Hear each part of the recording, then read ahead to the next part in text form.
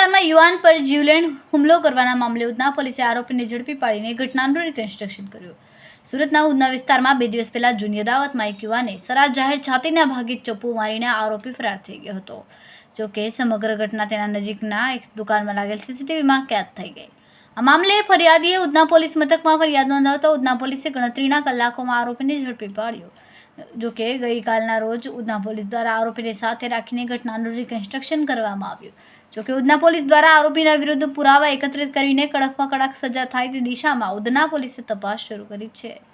Udhna police મથકના PI SN Desai દ્વારા જણાવવામાં આવ્યું કે જો કોઈ પણ ગુનેગારો આવા ગુના કરશે તો તેઓ વિરુદ્ધ કાયદેસરની કાર્યવાહી કરવામાં આવશે અને કાયદામાં રહેશો તો ફાયદામાં રહેશો તેવું પીઆઈ દ્વારા ચેતવણી આપવામાં આવી।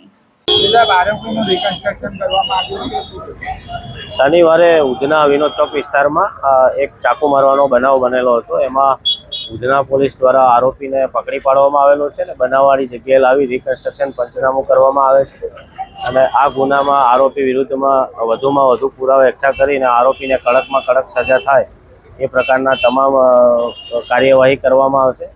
અને આ બાબતે અમારી ઉધના પોલીસ વતીથી તમામને એવું જણાવવામાં આવે છે કે કાયદામાં રહેશો તો ફાયદામાં રહેશો, બાકી આવા જે ગુનાઓ કરે છે એ લોકોના વિરુદ્ધમાં કડકમાં કડક એક્શન લેવામાં આવશે ને કોઈને છોડવામાં નહીં આવે।